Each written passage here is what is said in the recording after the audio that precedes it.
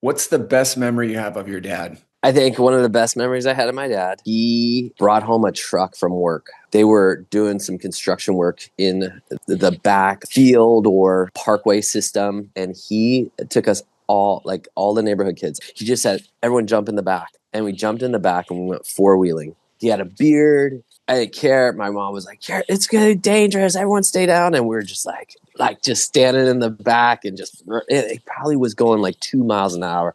Probably didn't even, like everything was so big then. And I just remember being like, my dad is so cool. The other thing about my dad, which was really cool, was that he was super consistent, always safe. My dad was an accountant for 27 years, same company, same everything. Like he was just like, go get it done kind of guy. But then he had that side that was just like let's just do it. I think I gravitated to the okay, let's just do it. And how do you know unless you go?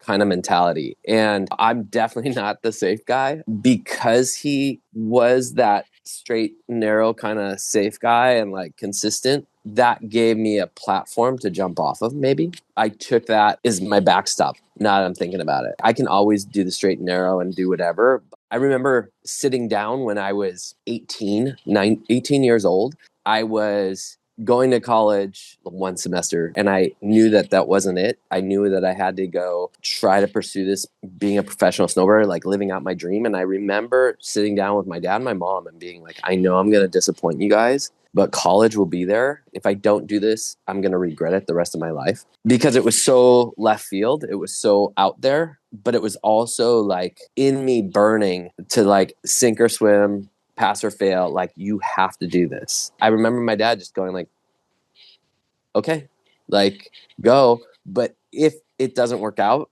come home and go to college. That gave me the platform to like, all right, I'm going to send it. That's probably why I made it. Like, I remember him saying like, go do it for a year. And if it doesn't work out, come home. And I remember calling him a year in and being like, hey dad, they're paying me to snowboard. And he was just like, wait, what? Like, I don't, what? Like, I don't get how, like, what? Like, it wasn't computing because he's like, you normally you do something and you receive a paycheck and you're just living your dream doing the thing and you're getting a paycheck. I remember him just being like, okay, have fun. Like, but not, it didn't pencil out. I remember being in eighth grade. I don't know, as a little boy, I think we're all infatuated with, or at least I was, with war and like fighting. And I was doing a history assignment, post traumatic stress disorder. And I got to interview people for this. I pushed him. I want to interview you on your experience in Vietnam. My dad never talked about Vietnam. And I was such a little, I need this, I need this, I need this. And um, at one point, he just turned and I saw him just weep.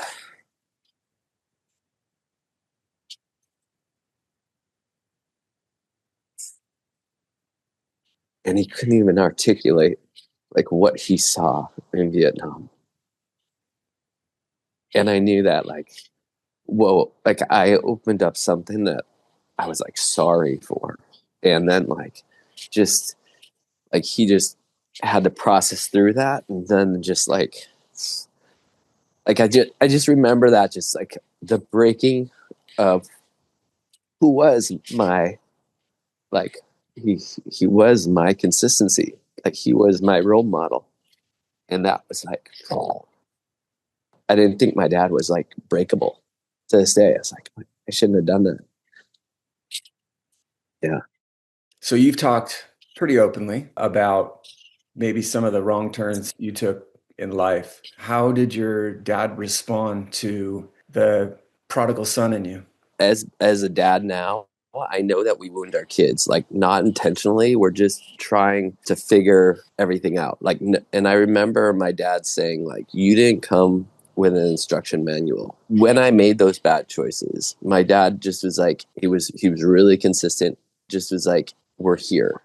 Yeah, I went left field just because I was like on that seeking adventure, but pushing it. I just kept like, well, what's this like? And what's this like? And what's this like? And because of the lack of faith I had, or because of just like thinking like things were really better around the corner, the curiosity of it all, you know, that FOMO, there's a danger in that too. That danger comes with like, you're going to see things that you were never meant to see. And then going back to that wound of seeing my dad broken, like I saw things that no one should ever see. Like I did things that I should never have done. There is a right and a wrong. I always tell people there's a difference between crazy and stupid, and it's a fine line. You can be crazy, but once you get stupid, you can almost never come back. My dad, it's funny now I look at it, I can see it in me, but like, don't go for the fame, don't go for the yo check me out. Just be consistent. Like just show up. You know, when I was 20, I was like, oh, that's so lame. But now I'm like, me being 50, I'm like, dang, show up, work hard. Like, don't care about what anyone like pats you on the back or praises you, because that praise isn't going to last. My dad, he ingrained that in me.